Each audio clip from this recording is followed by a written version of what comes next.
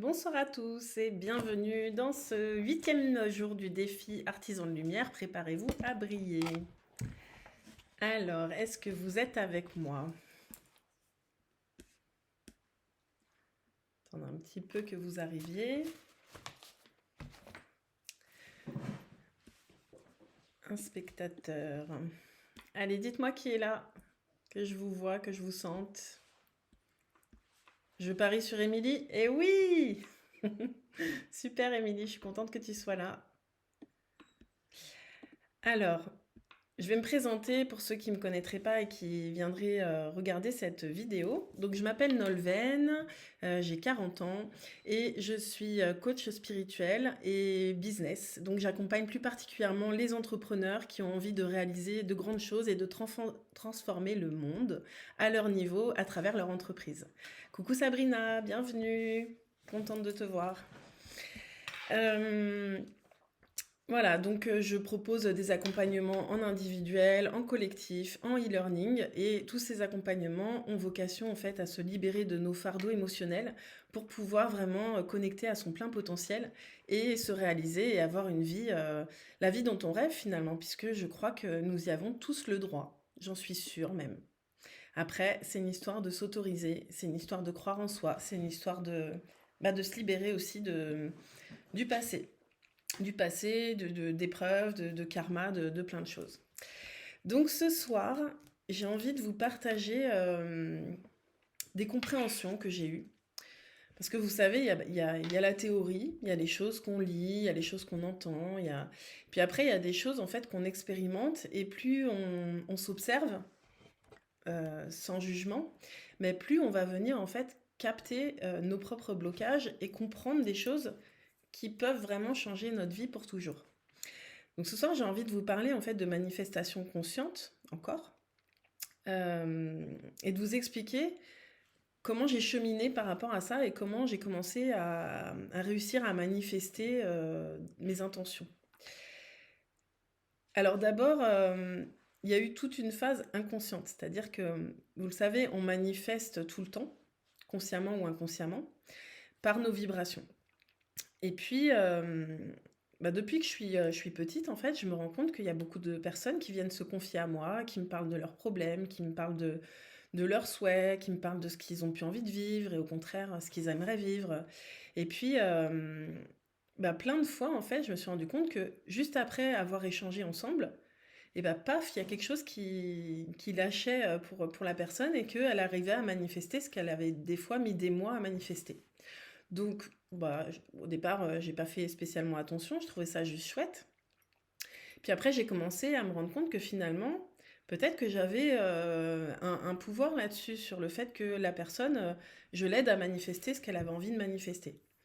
Donc ça a duré des années, hein, sans que j'y réfléchisse de trop, puisque c'était pas mon métier et que je faisais ça par pure charité, j'ai envie de dire, par amour de l'autre, d'avoir envie de le voir épanoui et heureux et bien, et voilà. Et puis ensuite, parfois, j'ai réussi aussi à manifester pour moi des choses, mais j'ai envie de dire, pas forcément pour moi, plus pour ma famille, pour moi et les autres. Et ça, c'est pareil, j'arrivais à le faire assez facilement, sans vraiment le conscientiser, juste en me disant: «Ah mais c'est génial et tout, j'ai pensé à ça et il s'est passé ça». Et si je reprends un petit peu mon parcours entrepreneurial, à partir du moment où je suis rentrée, dans l'immobilier, j'étais à une période de ma vie qui était quand même assez chaotique. C'était compliqué. Il y avait plein de choses qui n'allaient pas, il y avait plein de choses que je voulais plus vivre. Et finalement, tant que j'étais dans j'ai plus envie de ça, dans cette intention de j'ai plus envie de ça, je suis en colère, ça me frustre de vivre ça, il y a rien qui changeait. Et là où ça a changé, c'est quand j'ai commencé à me dire, là, ce que je veux plus vivre, en fait, à la place, j'ai envie de vivre ça. Et je vais tout donner, je vais passer à l'action, je vais tout donner pour le vivre. Je vais vous parler plus concrètement parce que des fois ça vient résonner avec vous. Donc au départ, mon parcours dans l'immobilier, j'étais en double activité. Donc je travaillais la nuit, je travaillais le jour, j'étais en difficulté financière, j'étais seule avec mes enfants, j'étais en instance de divorce. Enfin, le package bien pourri était là. Et du coup, Même si je suis quelqu'un de positif, j'étais toujours positive, mais à l'intérieur, ça travaillait beaucoup, j'avais plein de choses dans la tête, j'étais pas du tout alignée. Mais j'ai envie de vous dire, je connaissais même pas le terme à l'époque. Je savais pas ce que c'était être alignée. Tout ce que je savais, c'est que j'avais envie de sérénité, j'avais envie de liberté, j'avais envie de tout ça, mais j'avais l'impression que c'était presque pas à ma portée. Donc pendant 6 mois, franchement, j'ai galéré. Je donnais tout, je travaillais tout le temps, c'était dur, c'était des mises à l'épreuve, c'était beaucoup de travail et pas de résultats financiers. Et il y avait une frustration qui naissait, et je vais pas vous mentir que voilà, au bout de 6 mois, je me disais, mais je peux pas continuer comme ça, je vais pas travailler jour et nuit comme ça pour avoir zéro résultat. Autant que je travaille que la nuit dans la police et puis que je prenne du plaisir la journée. Mais au fond de moi, il y avait quelque chose qui me disait, mais non, je veux absolument changer de vie. Je veux plus être policière, je veux être dans l'immobilier, donc je vais y arriver. Et c'est quand j'ai décidé, en fait, que c'était non négociable, qu'il n'y avait pas d'autre option, que là, j'ai commencé à manifester des résultats. Et j'ai pris un gros risque, puisque j'ai démarré donc mon activité en juillet 2017, en double activité. Et en décembre, ça commençait un tout petit peu à prendre, mais vraiment rien de significatif. Là, je me suis dit, bah, je prends une disponibilité. Dans 3 mois, je ne fais plus partie de la police et j'ai plus de revenus. Donc là, pendant 3 mois, je donne tout et j'y crois. Il n'y a pas d'autres options, j'y crois, ça va marcher. Là, j'ai eu des résultats incroyables. J'ai fait... Je vous donne des chiffres, c'est pas pour me vanter, c'est juste pour vous dire à quel point on peut faire des choses extraordinaires à partir du moment où elles viennent du cœur et qu'on est dans la manifestation consciente. En 2 mois de temps, j'ai fait 12 ventes. Pour vous donner un repère, c'est quelque chose, la plupart du temps, un agent immobilier, quand il le fait sur l'année, il est content. Voilà. Donc c'était incroyable. Donc là, en fait, à cette période-là, j'ai pris confiance en moi. Je sentais que cette liberté que je souhaitais tant, elle était là.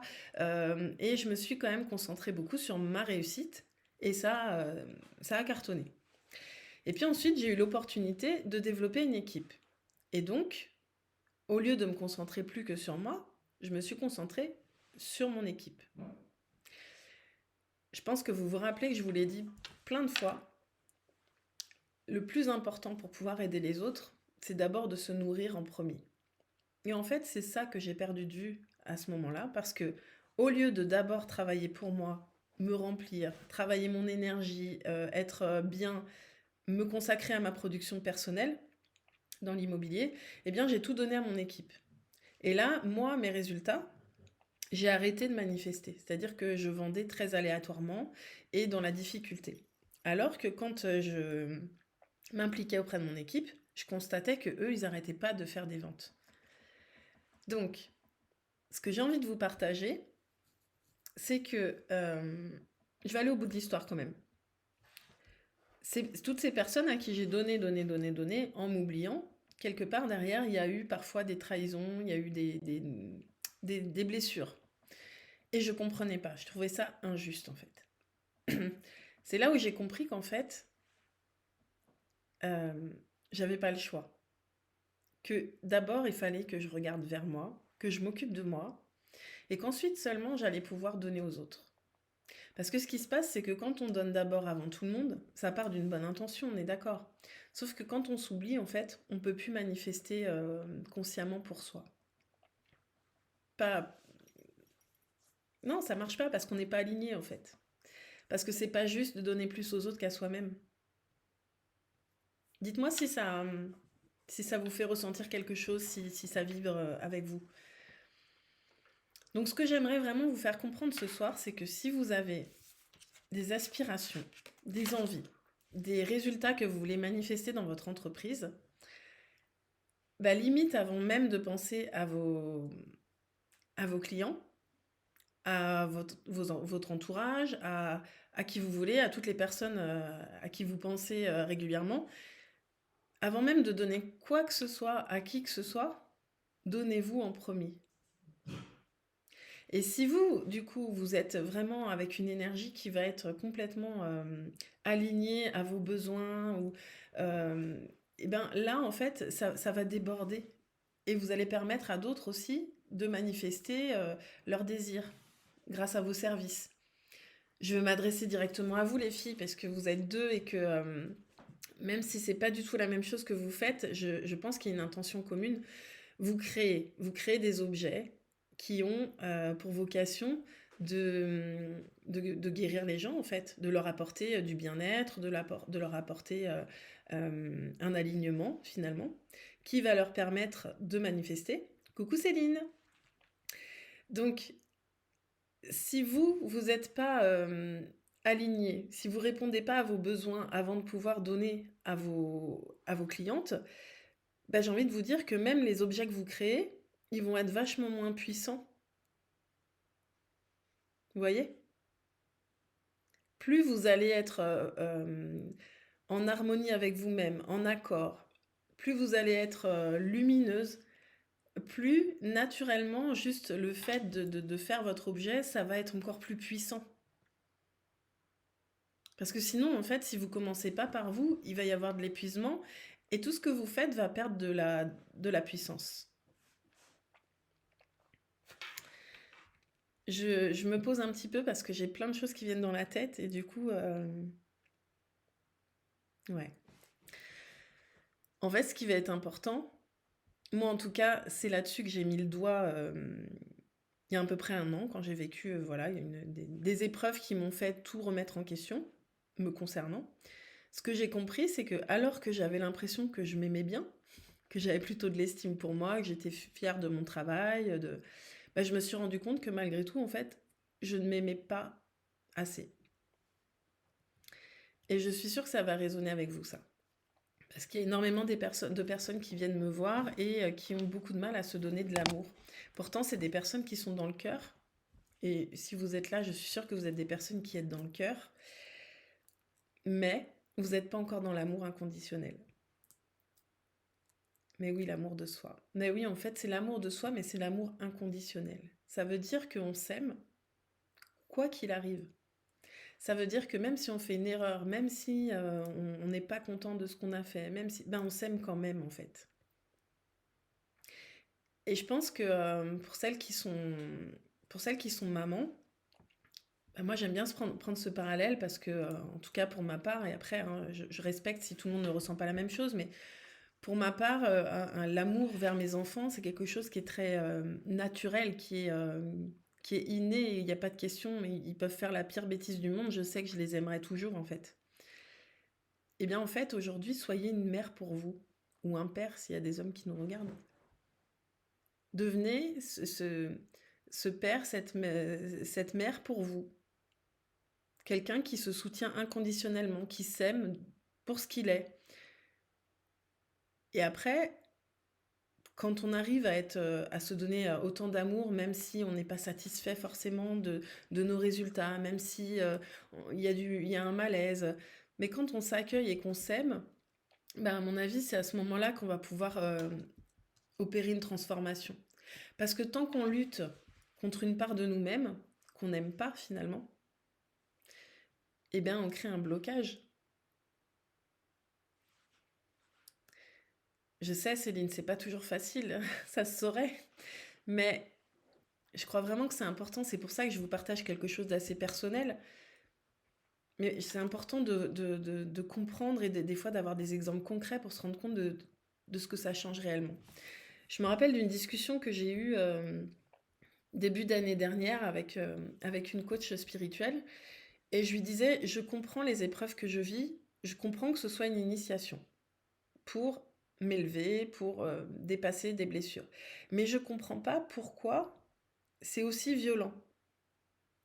Elle m'a répondu, c'est à la hauteur du déni que tu as eu pour toi-même. Je sais pas si ça vous parle, dites-moi, mais là, ça m'a fait un choc en fait. Je me suis dit, ben oui. Parce que toutes les fois où j'ai dit oui, oui, oui, oui, oui à tout le monde parce que j'avais pas envie, j'avais pas conscience de ça, mais aujourd'hui je sais que finalement c'est parce que j'avais pas envie de risquer d'être rejetée, que j'avais pas envie de risquer qu'on m'aime pas, que j'avais pas envie de prendre le risque qu'on dise ah Nolwenn, t'as vu, elle a changé, c'est pas bien, elle pense qu'à elle, elle se priorise. J'assumais pas ça. Et en fait, il y a plein de moments où j'ai été là pour plein de gens à mon propre détriment. Et là, j'ai compris. Bah oui, à chaque fois que tu dis oui à quelqu'un alors que tu es dans le sacrifice, eh ben ça veut dire que tu te dis non à toi. Donc on est loin de l'amour inconditionnel. On est presque dans du non-amour, quoi. À quel moment tu fais passer quelqu'un d'autre que toi avant toi, alors que tu sais que ça va te nuire? Ça vous est arrivé, ça? Je suis sûre que ça vous est arrivé. Donc ça a été vraiment quelque chose pour moi qui a tout changé parce que à partir de ce moment-là, mais j'ai compris comment je pouvais m'aligner. Cette sérénité dont je rêvais depuis toujours. Il y a des gens, ils rêvent d'avoir plein d'argent, d'avoir. Moi, je rêvais de sérénité. Et ben cette sérénité, je la connais aujourd'hui parce que finalement, coucou Swazig, finalement la sérénité, pour moi, hein, chacun aura sa définition, mais c'est simplement que ma tête, mon cœur et mes actions, elles vont dans la même direction. Pour mon bien, en priorité, et pour celui de tous. Vous voyez ce que je veux dire? Ma vérité à moi, c'est que, évidemment, j'irai pas faire des choses qui nuiraient à d'autres.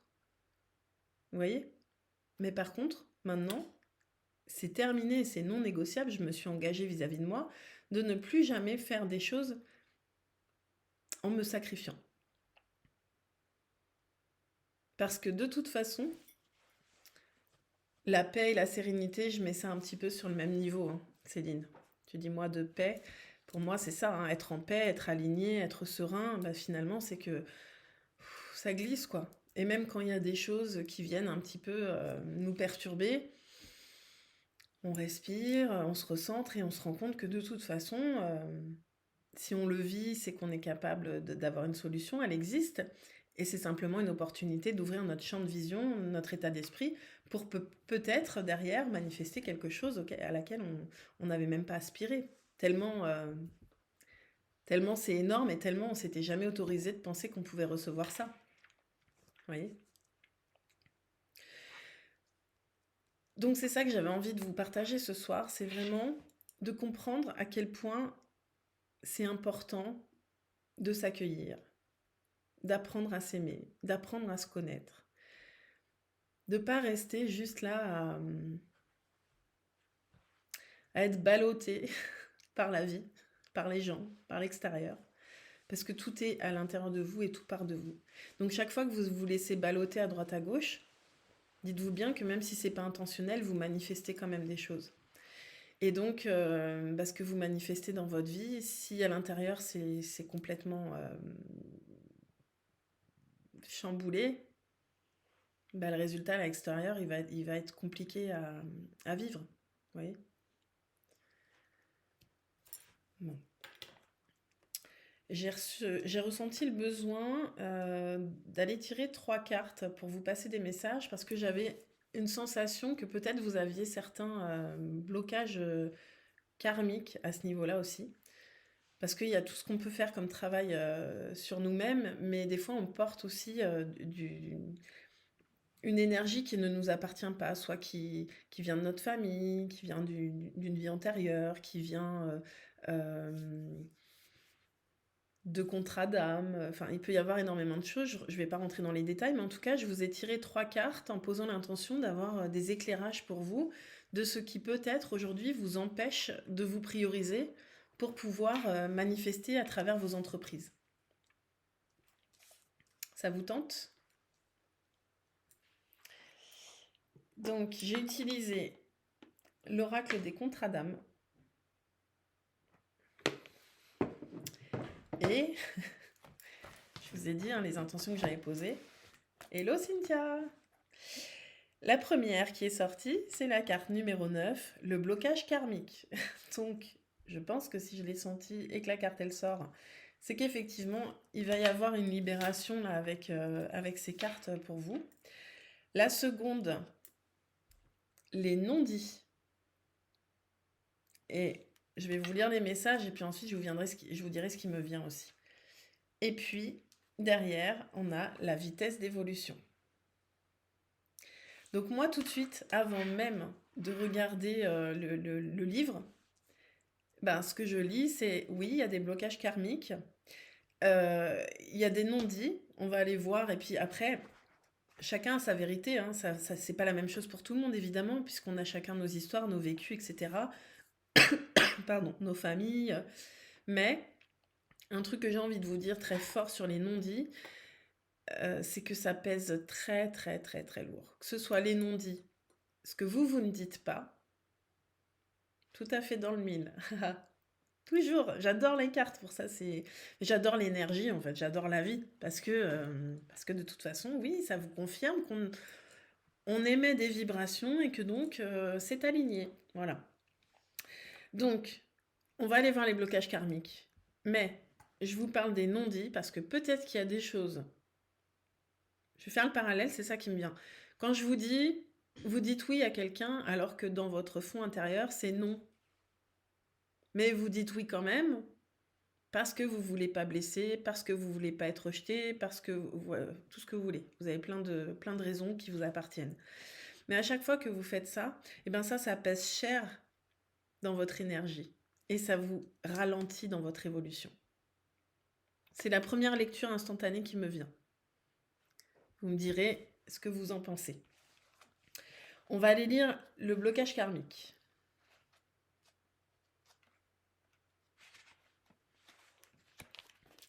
Alors, comme d'habitude, vous essayez un petit peu de revenir à vous. Vous pouvez fermer les yeux, respirer en conscience, vous concentrer sur la respiration et sur ma voix. Peut-être que vous pouvez avoir des ressentis, hein, parce que vraiment, je le sais que quand je lis, quand je parle, il peut se passer des choses dans votre énergie. Ça peut... Écoutez vraiment votre cœur d'ailleurs. Là, je vous ai jamais demandé de le faire, mais là, essayez vraiment de faire un scan. En même temps que vous respirez, vous observez ce qui se passe dans votre corps. Est-ce que ça gargouille? Est-ce qu'il y a quelque chose dans la gorge? Est-ce qu'il y a quelque chose... Observez-vous, ressentez-vous dans votre corps. Le blocage karmique. La relation sera un peu ébranlée, la communication étant difficile pour la personne concernée. Elle et son partenaire risquent de se parler d'égo à égo sans réussir à prendre du recul. Le karma. La personne concernée va traverser une tempête qui aura pour effet d'effacer une dette karmique. Ce sera un mal pour un bien, mais cela pourrait être déstabilisant durant quelque temps. L'apprentissage. La personne concernée risque d'avoir des difficultés à avancer si elle ne travaille pas sur les raisons qui perturbent, de façon karmique et émotionnelle, la relation.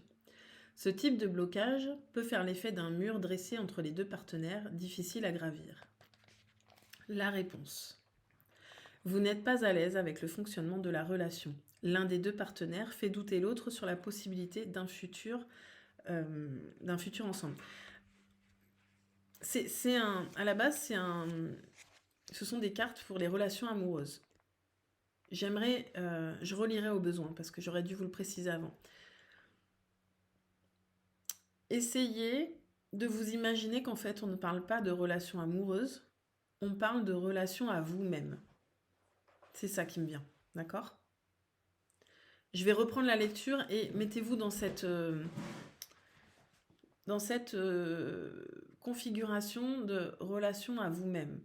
Puisque là, pourquoi je parle de relation à soi-même? Parce que on parle de manifestation consciente et on parle de ce qui peut être un blocage finalement pour pouvoir manifester consciemment. Un blocage d'une facette de votre personnalité peut-être, ou d'une blessure qui vous appartient, qui aurait besoin de nettoyer. Ok ? Je reprends du coup et vraiment essayer de tourner ça à la relation à vous-même. Par le biais de la relation, l'âme de la personne concernée vit le réveil d'un blocage dans sa mémoire cellulaire. Cela peut l'amener à ressentir un léger mal-être, sans raison apparente. Les blocages. La relation sera un peu ébranlée. La communication étant difficile, elle et son partenaire risquent de parler d'égo à égo sans réussir à prendre du recul. Le karma. La personne concernée va traverser une tempête qui aura pour effet d'effacer une dette karmique. Ce sera un mal pour un bien, mais cela pourrait être déstabilisant quelque temps. L'apprentissage. La personne concernée risque d'avoir des difficultés à avancer si elle ne travaille pas sur les raisons qui perturbent, de façon karmique et émotionnelle, la relation. Ce type de blocage peut faire l'effet d'un mur dressé entre deux partenaires difficiles à gravir. La réponse. Vous n'êtes pas à l'aise avec le fonctionnement de la relation. L'un des deux partenaires fait douter l'autre sur la possibilité d'un futur ensemble. Pour que le lien puisse sortir de cet engrenage énergétique, il faudra que le partenaire concerné prenne le temps d'analyser ces zones d'ombre qui rejaillissent sur la relation. Alors, vous voyez, pour rendre les choses un peu plus concrètes, en fait, j'ai l'impression que c'est la relation entre votre âme et votre ego. Vous voyez si ça vous interpelle. Si votre âme, et votre âme, elle sait, pour moi, l'âme, le cœur, c'est la vérité en fait. D'accord ? C'est ce qu'il y a de plus pur. C'est votre désir le plus pur. Votre ego, même s'il est nécessaire, il ne faut pas en faire un ennemi, hein, vous pouvez vous en servir de l'ego. Mais tant que vous n'arrivez pas à le diriger, il y a un problème de communication du coup, entre votre ego et votre âme. Et ça désaligne. Dites-moi si c'est clair, s'il vous plaît. Du coup, c'est pour ça que c'est hyper important, par moment, de revenir à soi et de poser les choses. Mon ego, il dit quoi ? Donc mon ego, ça va être mes peurs, ça va être toutes ces petites voix qui viennent me dire on va pas y arriver, je vais pas y arriver, je vais pas y arriver. Et mon cœur, mon âme, c'est cette partie de moi qui sait qu'il nous attend quelque chose magnifique en fait, qu'on est destiné à vivre quelque chose de vibrant. Donc aujourd'hui, il y a quelque chose qui vient bloquer entre les deux. Donc peut-être que ce qui me vient en fait, c'est que il faudrait que vous puissiez être rassurant avec votre ego. L'accueillir.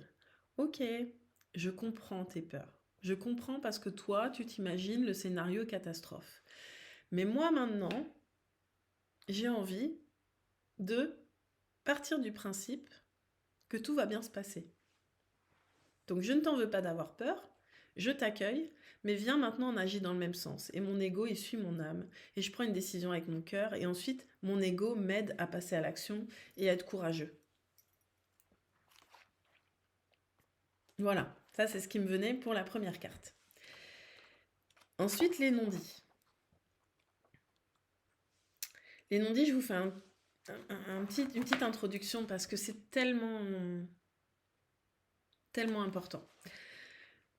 Vous savez, des fois, vous ne dites pas des choses à quelqu'un parce que vous ne voulez pas le blesser. Ou au contraire, il y a des personnes qui ont peur de vous blesser et qui ne vont pas non plus vous dire les choses.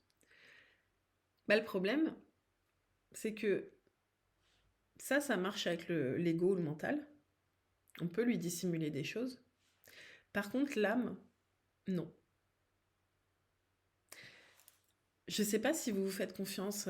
Alors moi, c'est peut-être mon passé de policière qui m'a beaucoup exercé là-dessus. Mais moi, si quelqu'un me dit quelque chose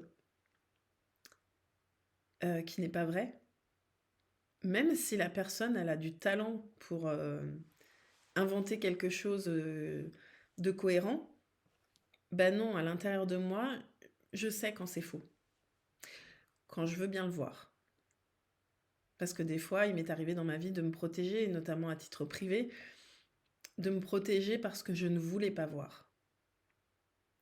Mais je peux vous garantir que du moment où vous décidez que, c'est même pas à vous décider, c'est déjà que vous comprenez à quel point la vérité vis-à-vis de vous-même, vis-à-vis des autres, la vérité est puissante en fait.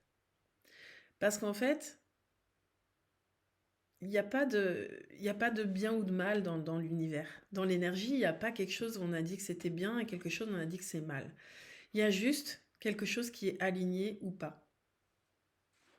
Donc, si vous vous mentez à vous-même, si vous vous laissez raconter des histoires par des personnes qui vous entourent, ou si vous-même vous racontez des histoires à d'autres personnes, ben ça aussi, ça vient empêcher votre manifestation. Parce que c'est pas aligné, c'est pas clean. Bon, je vous lis et pareil, vous adaptez comme si on parlait d'une relation d'âme à ego. Les non-dits. La personne concernée n'ose pas dire le fond de sa pensée et partager ses véritables ressentis. Elle a du mal à exprimer ses désaccords et à s'imposer. Il lui manque un espace sain et sécurisant de communication afin de faire évoluer la relation sans non-dit. La personne concernée n'ose pas révéler ses sentiments et a peur d'être rejetée si elle le fait. Blocage. Le manque de communication de la personne concernée a créé un fossé entre les deux âmes. Les non-dits s'installent. Le karma. Des choses du passé n'ont pas été révélées. Des mensonges, des états d'âme ou des morceaux de la vie de la personne concernée n'ont pas été mis en lumière. Par conséquent, le partenaire peut sentir une énergie de dissimulation ou de manque de confiance. L'apprentissage. La personne concernée doit dire ce qu'elle a sur le cœur. Un tête-à-tête pourrait permettre de verbaliser toutes les choses non exprimées, bonnes ou mauvaises, conscientes ou inconscientes, afin que chacun puisse exposer ses besoins. La personne concernée doit prendre son courage à deux mains et dire ce qu'elle pense pour faire évoluer la relation. Alors, c'est pas forcément évident de faire le parallèle pour vous, je sais pas, moi j'arrive à le faire, mais j'insisterai jamais assez sur le fait que si vous voulez vous transformer, si vous voulez devenir la meilleure version de vous-même, si vous voulez connecter à vos potentiels et du coup manifester des résultats dans votre entreprise, il n'y a pas de place pour se raconter des histoires. Ni à vous, ni aux autres. C'est fondamental en fait. Et c'est pour ça que je vous dis, ça demande aussi d'être dans l'amour de soi, parce que c'est important d'avoir suffisamment de recul pour se dire, bon, bah là je parle à mon âme. Moi honnêtement, tous les matins, je parle à mon âme. Et je l'interroge et je demande à l'univers de me montrer ce que je dois voir. Parce que je crois que je vous l'ai déjà dit, peut-être que vous le savez, mais en gros, on fonctionne avec 5% qui est conscient et 95% d'inconscient. Des fois, vous avez peut-être l'impression d'être honnête avec vous, mais parce que il y a une part d'inconscient qui a pas été mise en lumière, vous voyez. Mais moi, j'avance. Pourquoi je sais que je me transforme? Pourquoi je sens que je manifeste des résultats différents? C'est parce que je suis honnête avec moi-même. Mais ça a été difficile, douloureux de faire ça. Parce que je me suis aperçue qu'en fait, pendant des années, j'ai vécu avec des lunettes roses. Et j'ai dit, non mais attends, j'ai pas envie de mettre des lunettes grises, moi. Donc j'étais très optimiste, mais je me voilais la face sur plein de choses. Et puis maintenant, j'ai compris qu'en fait, parfois, c'est peut-être douloureux d'aller regarder certaines choses en face, mais que c'est hyper libérateur finalement de les accueillir et de dire, bah ça, ok, j'en prends acte. Voilà. C'est un constat. Je me juge pas, mais ça, aujourd'hui, c'est un constat et je me rends compte que tel comportement, telle chose que je fais, telle chose que je fais pas, eh ben ça me dessert. Et je veux plus ça. Donc, je vais aller vers autre chose. Et on sent quand on prend cette décision, quand on est honnête avec soi-même et qu'on agit pour transformer, on sent, même si les résultats sont pas encore là, on sent que dans l'énergie, il y a quelque chose ça s'allège. Vous voyez, cette sérénité, cette paix. Bah oui, être en paix avec soi, c'est aussi être honnête avec soi-même et ne pas laisser des zones d'ombre, des non-dits. Donc je vous l'applique avec vous, mais vous pouvez aussi bien sûr l'appliquer avec les autres. Mais comme on a dit que tout part de nous, déjà commençons à être très honnêtes avec nous-mêmes. Prenons nos responsabilités sur certaines choses. Ok, pourquoi je dis pas cette chose? Parce que j'ai peur d'être rejetée, d'être... Bah oui, mais ça en fait c'est une illusion. Parce que tout ce qui est pour vous sera toujours là pour vous. Et tout ce à quoi vous vous accrochez parce que vous avez peur de le perdre, si vous devez le perdre, vous pourrez vous accrocher tout ce que vous voulez, vous le perdrez quand même. Donc c'est pas facile de lâcher prise à ce point-là. Mais je vous assure, ça vaut le coup. Je travaille énormément là-dessus et je vois les résultats, ils sont presque immédiats. Des fois, il y a des choses en 1 heure, ça change. Parce que j'ai mis en lumière quelque chose, parce que j'ai accepté de reconnaître une part de responsabilité, parce que j'ai décidé de transformer, parce que j'ai posé une petite action. Mais tout ça en étant très très très authentique. Je vois que j'ai bien débordé. Ça va pour vous? On peut rester encore un petit peu? Il reste une carte que je voudrais vous lire. Ça, c'est tout moi. Je m'emballe.